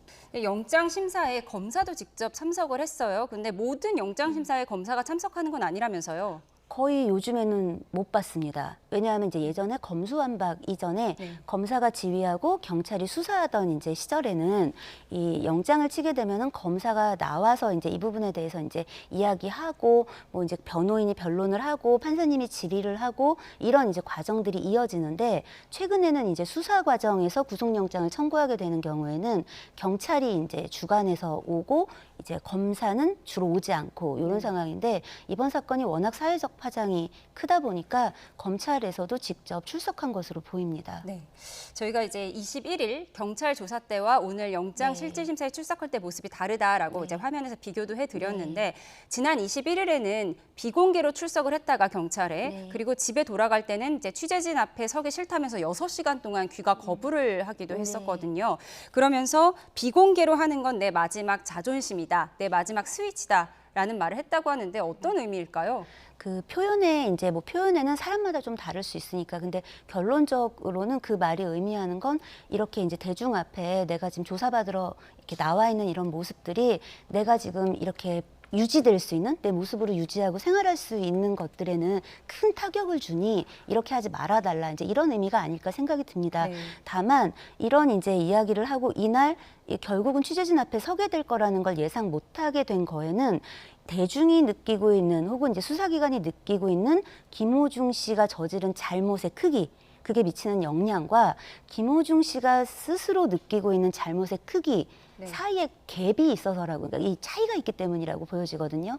그러니까 이 부분을 인식하고 있었다면 애초에 못 나가는 시간이 6시간씩 생기지도 않았을 것 같고 이런 말도 하지 않았을 텐데 이제 본인 입장에서는 사람들이 느끼는 것과 다르게 느끼고 있기 때문에 네. 이 상황이 너무 억울하고 당혹스럽고 이랬던 게 아닌가 싶습니다. 어떤 게 그렇게 억울했을까요? 경찰이 나를 먹잇감으로 삼고 있다 이런 얘기도 변호인한테 했다고 전해지고 있거든요. 이제 김호중 씨 입장에서는 나는 그래 내가 뭐 음주는 했어, 내가 사고는 냈어, 그래서 내가 뺑소니를 했어. 그리고 내 소속사나 이제 뭐 관련된 사람들이 관여돼가지고 뭐 자수를 잘못했다가 내가 이 부분에 대해서 정정하고 했던 일이 있지만 이게 뭐 그렇게까지 주목받을 일이야? 이렇게 생각을 하는 거죠. 그런데 이게 대중이라든가 이제 수사기관, 사법당국에서 봤을 때에는 이렇게 뭔가 음주운전을 하고 뺑소니를 한 것도 큰 일인데 이 부분에 대해서 이제 수사를 방해하는 거예요. 사법권 행사를 방해하는 거고. 근데 이 굉장히 중요한 공권력에 대한 도전인데 문제는 이분이 너무 유명인인 거예요. 그러면 유명인인데 이런 행각을 하면서 버젓이 또 계속해서 콘서트를 하고 있잖아요. 그러니까 이제 이런 부분들이 대중에게 미치는 영향이 너무 큰 거죠. 그런데 이제 본인은 그 부분에 대해서까지는 생각을 못했던 게 아닌가 싶습니다. 김호중 씨가 조남관 변호사를 선임했잖아요. 네. 조남관 변호인은 뭐 워낙 대중에 많이 알려진 인물인데 어떤 부분을 이 영장실질심사에서 강조했을까요? 아무래도 지금 범인 도피에 대한 부분을 계속 김호중 씨는 부인하고 있어요. 나는 몰랐다. 뭐 이 메모리 칩, 이 블랙박스에 있는 이런 것들을 뭐 없애는 과정이라든가 뭐 이 매니저가 대리 자수한다든가 하는 이 과정에 대해서 나는 전혀 관여한 바가 없다 같은 이제 입장을 취하고 있잖아요. 그러니까 이제 아무래도 이 개방되어 있지 않았던 오늘 구속심사 그 내부 법정 안에서는 변호인 측에서 이런 부분에 있어서 지금 여러 가지 죄목으로 지금 그 수사기관에서는 영장을 청구했지만 실은 이제 운전을 하고 사고를 내고 도주를 한 부분은 인정을 할 수 있지만 이렇게 뭐 범인이 도피됐다든가 뭐 혹은 증거를 인멸한 거에는 상관이 없다. 이 부분에 무죄 가능성이 크다. 이런 주장을 하나 했을 것 같고 또 하나는 음주운전이나 혹은 위험운전이라고 하기에는 그렇게 위험한 뭐 과속을 했다든가 뭐 중앙선을 넘어간 건 아니지 않냐. 그리고 음주의 양도 사실은 이제 그 실제로 어느 정도의 음주 상태인지 같은 건 확인이 안 된 거 아니냐. 이런 부분에 방점을 맞춰서 얘기하지 않았을까 싶습니다. 근데 음주 혐의는 빠졌잖아요. 네, 왜냐하면 음주운전으로 적용을 하려면 일정 수치 이상의 이제 그 혈중 알코올 농도가 확인이 돼야 합니다. 그런데 이게 수사기관이나 이제 대중들이 이제 느끼는 분노 지수에는 김호중 씨가 이제 며칠 전에 나가서 진술했던 부분에 대한 분노 지수도 있는 거예요. 그러니까 그게 왜 그러냐면 김호중 씨는 소주 10잔을 마셨다. 네. 이날 총 통틀어서 10잔이면 네. 알코올 수치가 어느 정도로 나오는 거예요? 그러면 그게 한 0.15 정도, 0.15% 정도 나오고 사실은 이 음주운전을 적용을 하려면 0.2 이상 정도를 적용을 해야 되는데 이게 확인될 길이 지금 없는 거예요. 그 기준을 계산한 거군요. 예, 그런데 이날 김호중 씨하고 함께 있었던 사람들이 이제 진술하는 바 혹은 종업원들이 진술하는 바에 따르면 그 적어도 김호중 씨는 소주 3병 이상을 음주한 것으로는 보이거든요. 그런데 이제 그거에 3분의 1 정도 가량만 먹었고 그거를 내가 되게 장시간에 걸쳐서 3군데를 이동하면서 먹었다라는 식의 진술을 하고 있기 때문에 사실상 음주운전에 대해서 무죄 주장하고 있는 것이나 다름이 없습니다. 네, 이제 소속사 대표와 본부장도 함께 네. 오늘 심사를 받았잖아요. 네. 이 세 사람 중에 누가 제일 혐의가 무거운 거예요? 혐의는 김호중 씨가 제일 무겁죠. 왜냐하면 일단 특가법상에 지금 위험운전 치상죄 같은 경우는 1년 이상 15년 이하의 징역까지를 선고할 수 있게 의율이 돼 있어요. 일단 다른 범죄 지금 이 사건과 관련돼서 이 세 사람 모두에게 언급되고 있는 모든 범죄 중에 가장 높은 어떤 그 범죄 혐의를 김호중 씨가 받고 있고 게다가 이제 범인 도피 부분에 있어서 다른 사람들은 이제 교사 같은 것들의 혐의를 받고 있지만 김호중 씨가 방조예요. 그럼 교사보다는 방조가 좀 낮습니다. 의율될 때. 하지만 아까도 말씀드린 특가법상의 이 위험운전치상 이런 부분들이 있기 때문에 실은 이제 현재 저 세 사람 중에 혐의가 가장 무거운 건 김호중 씨라고 현재 할 수 있습니다. 그럼 김호중 씨 영장심사 결과는 어떻게 예측하세요? 이게 저도 이제 오늘 주변 변호사들에게 많이 물어봤어요. 의견이 다 갈립니다. 왜냐하면 이게 만약에 김호중 씨가 현재 사회에 미치는 파장을 좀 제외하고 생각하면 현재 여러 가지 잘못은 많이 했는데 어느 정도 수사가 이루어져 있고 본인이 또 이제 술 마셨다라고 하는 것들도 이야기하고 있고 워낙 유명인이니까 도주할 우려는 좀 현저히 떨어지는 상황이니까 기각이 보통 되지 않을까라는 의견도 있지만 근데 이제 가장 중요한 건 저의 경우는 구속이 될 가능성이 높다라고 보는데 그 이유가 뭐냐면 지금 김호중 씨가 보인 행보 이 사건이 이제 그 불거지고 나서 발생한 이후에 본인이 계속해서 이제 콘서트를 하거나 이제 자숙하지 않는 모습을 보여오고 이제 다른 수사를 방해하는 행위들이 계속 이어졌잖아요. 그런데 현재 아이폰 비밀번호라든가 여러 가지 수사에 협조가 필요한 부분들에 대해서 하지 않고 있고 진술도 사실대로 하지 않고 있는 부분이 드러나고 있는 점 등이 있어서 구속이 되지 않을까라고 전망하고 있습니다. 결과가 나오는 대로 저희가 속보를 전해드리도록 하겠고요. 김호중 씨 어제까지 공연을 강행했습니다. 저희 취재진이 팬들의 이야기를 들어봤는데요. 들어보고 오겠습니다. 나는 꾸준히 잘했다는 그런 얘기를 하고 싶지 않아요.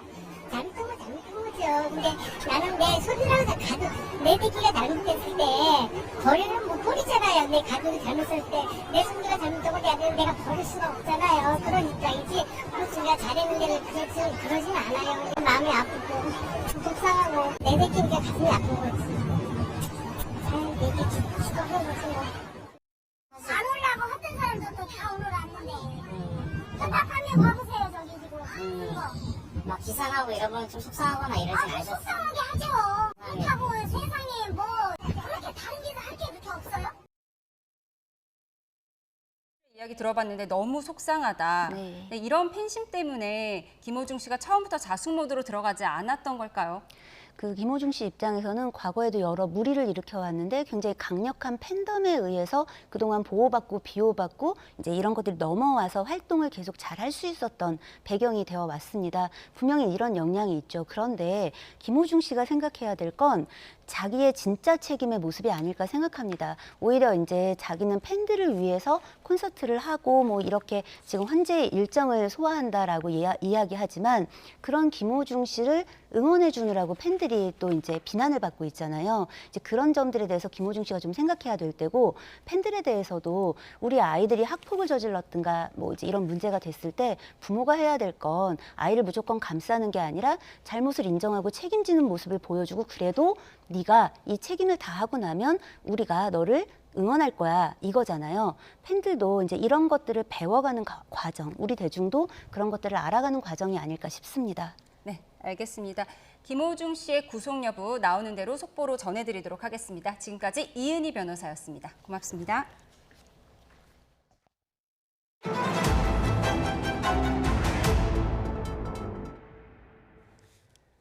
포르쉐나 BMW 등 외제차를 소유한 사람 위주로 모여서 도심 속 폭주를 즐긴 운전자들이 경찰에 붙잡혔습니다.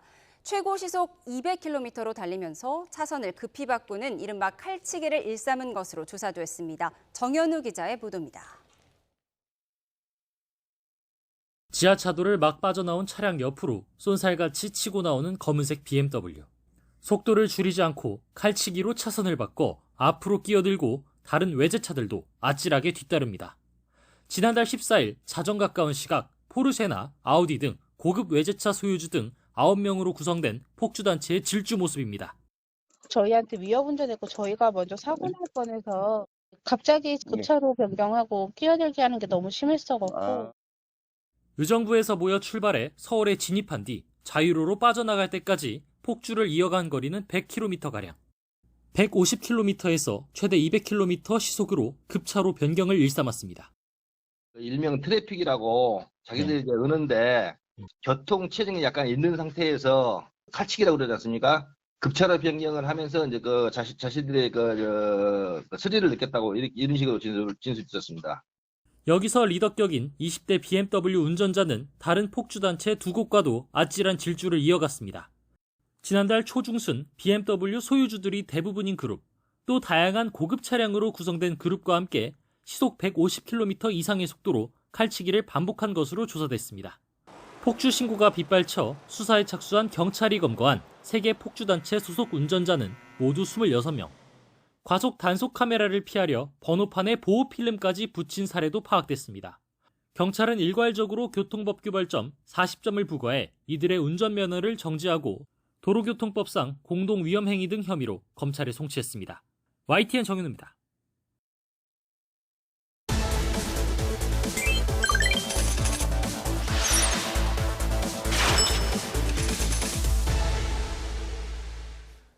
네, 키워드로 풀어드리겠습니다. 경제 픽5 시작합니다. 네, 오늘 박기원 기자와 함께합니다. 어서 오세요.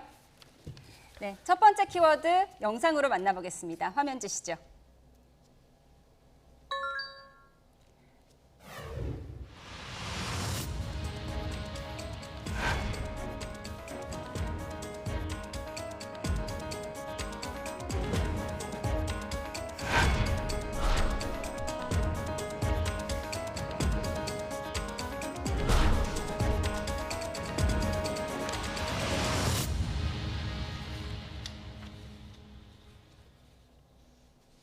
엔비디아 사상 최고가 삼성전자 어떻게 될까 궁금했는데 삼성전자 주가 크게 떨어졌네요.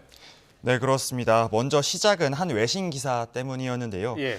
로이터 통신이 삼성전자가 엔비디아의 품질 검증 테스트를 통과하지 못했다고 보도했습니다. 예. 네, 4세대와 5세대 고대역폭 메모리 반도체, 그러니까 HBM 모두에서 전력 소비와 발열 등 문제가 발견됐다는 거예요. 외신 보도에 그렇게 주가 떨어진 거예요? 네, 그렇습니다. 예. 네, 그럼 이 보도 내용에서 지금 뭐가 문제가 있는 거죠? 네, 먼저 최근 생성형 AI 관련 산업이 급부상을 했죠. 특히 이제 인공지능 프로그램에서 필수품으로 여겨지는 게 바로 이 엔비디아의 그래픽 카드인데요. 네. 이 때문에 엔비디아의 고대역폭 메모리 반도체, 그러니까 HBM을 납품하느냐가 메모리 반도체 업체들의 중요 과제가 됐습니다. 예, 하이닉스는 납품하고 있는 거죠. 네, 그렇습니다. 예. 말씀을 다시 한번 드리면요.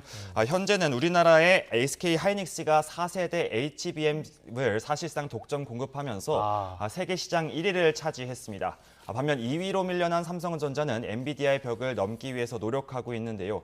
로이터 기사 자체가 맞다면 삼성전자의 노력이 수포로 돌아가는 셈이 됩니다. 네, 삼성도 가만히 있진 않았을 것 같은데요. 반응이 나왔나요? 네, 맞습니다. 삼성전자는 즉각 반박했습니다. 네, HBM의 품질과 성능을 철저하게 검증하기 위해서 다양한 테스트를 순조롭게 수행하고 있다고 설명했습니다. 예. 또 로이터 보도에 대해서는 특정 시점에서의 테스트 관련 보도는 삼성전자의 이미지와 신뢰도를 훼손할 수 있다면서 보도에 신중을 기해달라고 당부했습니다. 네, 진실은 뭐가 됐든 일단 주가는 크게 하락했어요? 네, 맞습니다.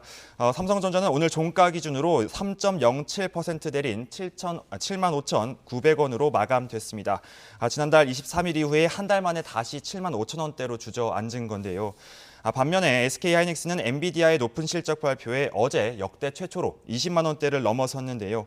오늘도 일부 안정세를 찾으면서 19만 8,600원으로 장을 마쳤습니다.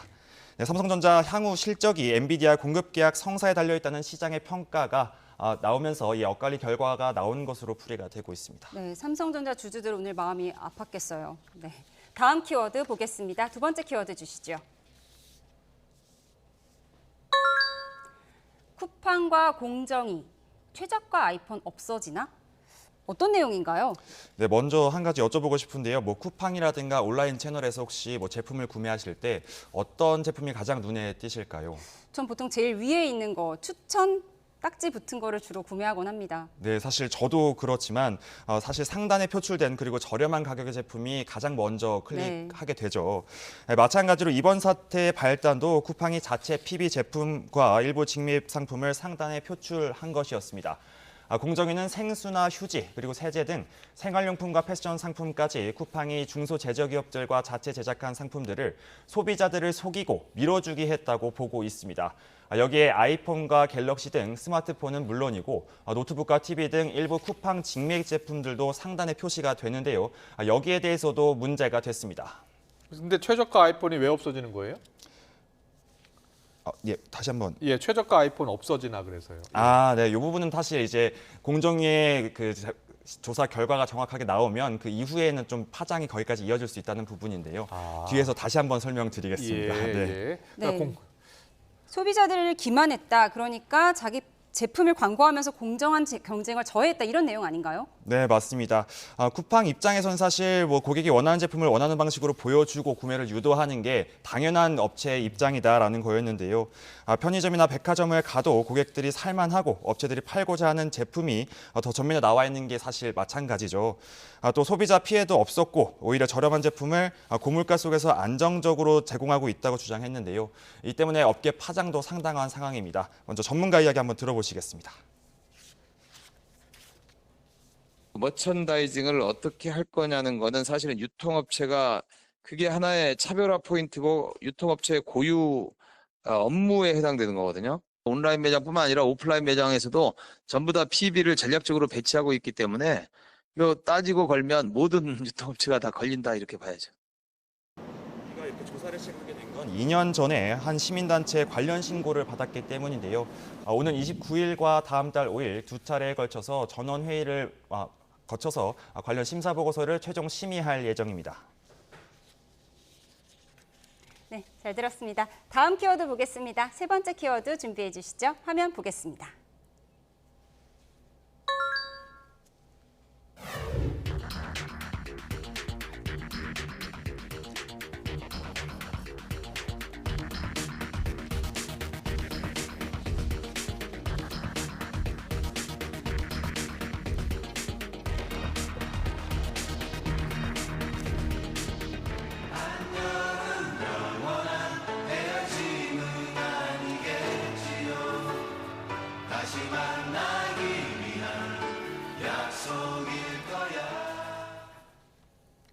네, 1등 양반긴 너마저 다음 달 15% 오른다. 김이 또 오르나요? 김 가져오셨네요. 네, 맞습니다. 사실 제가 직접 김을 가지고 나왔는데요.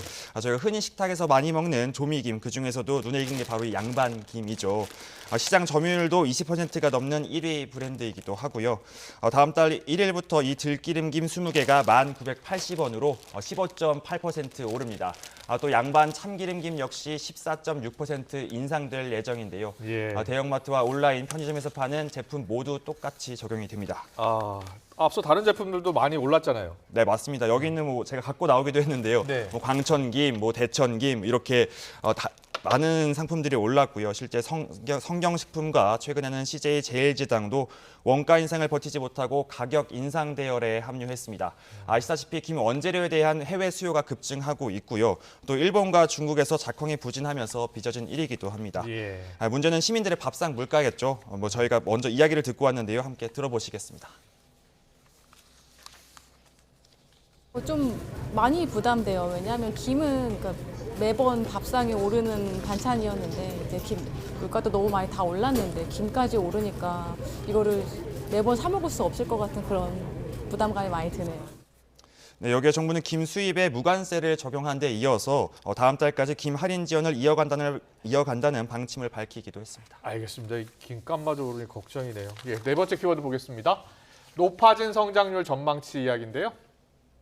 화면 주시죠. 높아진 성장률 전망치, 멀어진 금리 인하, 이 무슨 얘기입니까? 네, 이게 아무래도 한국은행에서 기준금리를 11차례 어제 다시 한번 동결을 했죠. 이에 대한 문제가 사실 고물가가 계속되고 있고 고금리도 좀 심각한 상황인데 왜 그러느냐, 언제까지 가야 되느냐 이 부분을 사실 한 번 더 꼽아봤는데요. 역시 열쇠는 물가였습니다. 네, 실제로 경기가 상승세를 타면 물가가 더 오르기 마련이죠. 이미 물가 인상 압력이 상당한 상황에서 경제 성장률 전망치도 높아졌습니다. 그러니까 여기에 금리까지 내리기는 더 쉽지 않은 상황이 된 건데요. 한국은행은 일단 정부의 물가 안정 대책으로 올해 물가 인상 전망치는 일단 동결했습니다. 네, 한국은행 입장에서는 미국의 금리 인하 시점을 고려하지 않을 수 없잖아요. 네, 맞습니다. 미국의 금리 인하 시점도 더 늦춰지는 분위기라서 이제 저희의 인하 시점도 더 늦춰질 것으로 예상되고 있는데요. 미국 연방공개시장위원회 FOMC 의사록에서 위원들의 신중한 자세도 확인이 됐습니다. 또 미국의 이번 달 서비스업 구매 관리자 지수도 2년여 만에 가장 높은 수준으로 나타났는데요. 미국 금리와 연계해 생각할 수밖에 없는 만큼 10월, 11월로 예상이 됐던 한국은행의 금리 인하 시점도 더 뒤로 밀릴 것이라는 전망이 나옵니다. 네, 성장률이 높아지면 경기가 좋다는 뜻이긴 한데 금리 내리기가 더 어려운 환경이 된다는 거네요. 잘 들었습니다. 마지막 키워드 살펴보겠습니다. 공매도 재개 엇박자, 시장만 혼란. 공매도는 지금 현재 중단된 상태인데 시장이 혼란을 겪고 있어요. 어떤 이유 때문입니까? 네, 정부가 엇박자를 냈기 때문인데요. 네, 먼저 정부는 지난해 11월 공매도를 전격 금지 선언했습니다. 네, 공매도란 쉽게 말하면 실제로는 갖고 있지 않은 A 주식을 10,000원에 팔겠다고 주문한 뒤에 10,000원보다 낮아진 A 주식을 사서, 그러니까 쉽게 말하면 시세 차익을 보는 매매 방식을 말합니다. 그러니까 하락장에서 이익을 볼 수 있는 건데요. 특히 우리나라에서는 타인 등의 주식을 사전에 담보로 걸지 않아서 매도 약속을 지키지 않을 가능성이 큰 무차입 공매도를 금지하고 있습니다. 문제는 해외 자본이 이 불법 무차입 공매도를 한 사실이 적발되면서 정부가 금지를 선언한 겁니다. 네, 그런데 공매도 금지 기간이 얼마 남지 않았잖아요. 네, 그렇습니다. 당초 정부가 계획한 건 다음 달, 그러니까 6월 말까지였습니다. 문제는 공매도 금지 기간을 두고 정부에서 엇박자가 나고 있다는 점인데요. 먼저 이복현 금감원장은 미국 출장 중에 공매도 일부라도 재개하겠다는 의지를 내비쳤습니다. 하지만 논란이 커지면서 대통령실까지 나서서 당장 공매도를 재개하지는 않는다는 입장을 분명히 했습니다. 그러니까 이 원장도 어제 한 언론 인터뷰에서 공매도 재개 가능성과 시점 등은 다양한 검토를 하고 있다면서 다시 한번 한 발 물러섰습니다. 네. 그러는 사이 시장은 어떤 혼란을 겪었습니까? 네, 대통령실과 금감원장이 번갈아서 다른 입장을 내고 엇박자를 내면서 시장 혼란을 키웠다는 지적이 잇따르고 있습니다. 특히 최근 해외 직구 금지와 고령자 운전 제한 등을 두고도 정책 혼선이 있었죠. 이렇게 혼선이 커지면서 우리 경제 자체에 대한 불신이 커지는 것 아닌지 우려가 제기되고 있습니다. 네. 저희가 이와 관련해서 전문가 녹취를 준비했는데요. 들어보도록 하겠습니다. 발언을 한 금감원장이 다시 좀 번복을 하는 것이 더 좋지 않았을까. 지금 한쪽에서는 공매도 전면금지 해제를 검토하고 있다고 하고, 바로 또 다른 대통령실 쪽에서는 이것이 아직은 계획에 없다고 서로 엇박을 내므로써도 정책의 혼란처럼 보이는 부분이 있습니다. 네, 말씀드렸던 것처럼 이렇게 혼선이 계속되면서 우리 경제 자체에 대한 불신이 커지지 않을지 우려가 되고 있습니다. 네, 잘 들었습니다. 경제 픽5 박기환 기자와 함께했습니다. 잘 들었습니다. 맞습니다. 계속해서 기업 뉴스입니다. BGF 리테일은 오늘 궁평리 해수욕장에서 청소 봉사활동을 하며 안전한 먹거리 제공과 공익적인 역할을 다짐하겠다고 했습니다. BGF 리테일은 CU의 전체 중소협력사 가운데 환경보호와 공익실천에 앞장선 기업 시상식도 열었습니다. 현대백화점은 오늘부터 다음 달 2일까지 전국 16개 점포에서 역대 최대 규모의 와인 판매 행사를 진행합니다. 행사에는 모두 1,200여 종의 와인 90만 병이 준비됩니다. 편의점 GS25는 고물가에 상대적으로 저렴한 자체 브랜드 흰 우유 제품 매출이 급증했다고 밝혔습니다. 올해 1월부터 어제까지 GS25의 PB 흰 우유 제품 매출은 지난해 같은 기간보다 6배 증가했습니다.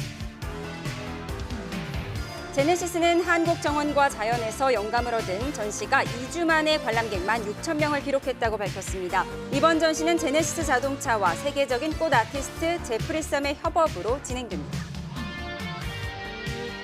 최경주 프로가 SK텔레콤과 11년째 공동 장학 사업을 통해서 학생 300여 명을 후원한 사실이 알려졌습니다. SK텔레콤은 최경주 프로와 함께 장학 사업과 ESG 활동을 함께 해왔다면서 이번 우승이 더욱 값지다고 밝혔습니다.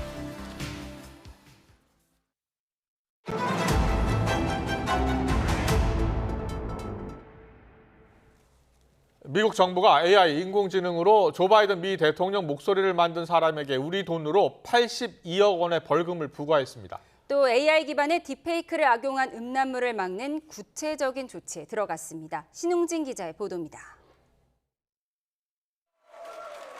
지난 1월 미국 뉴햄프셔주 대선 후보 예비선거를 앞두고 민주당원들이 받은 전화 메시지입니다.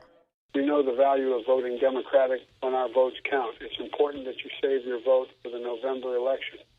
하지만 이는 진짜가 아니고 미국 정치 컨설턴트 스티브 크레이머가 AI로 만든 가짜입니다. 미 연방통신위원회 FCC는 스티브 크레이머에게 600만 달러, 우리 돈 82억 원 상당의 벌금을 부과했습니다. FCC는 또 이 메시지를 주민들에게 전송한 혐의로 링고텔레콤에 대해서도 200만 달러의 벌금을 매겼습니다. 더불어 바이든 행정부는 AI로 영상과 이미지를 합성하는 딥페이크를 악용한 음란물 제재에 들어갔습니다. 백악관은 AI 개발자, 금융기관, 클라우딩 컴퓨터 업체 등의 딥페이크 음란물 관련 사이트의 결제를 제한해달라는 공문을 보냈습니다.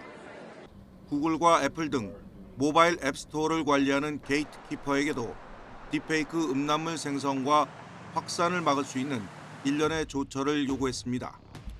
백악관은 이를 뒷받침할 수 있는 법적 장치 마련의 중요성을 강조하며 의회의 협조도 촉구했습니다. The president has been clear that there are risks associated with deepfakes. Fake images and misinformation can be exacerbated by emerging technologies. 지난 1월 말 팝스타 테일러 스위프트의 얼굴을 합성한 딥페이크 음란물이 온라인에 유포되면서 국제적 이슈로 떠올랐습니다. 최근에는 유명인을 넘어 일반인 피해자로 대상이 확산하면서 우리나라에서도 심각한 문제가 되고 있습니다. YTN 신홍진입니다.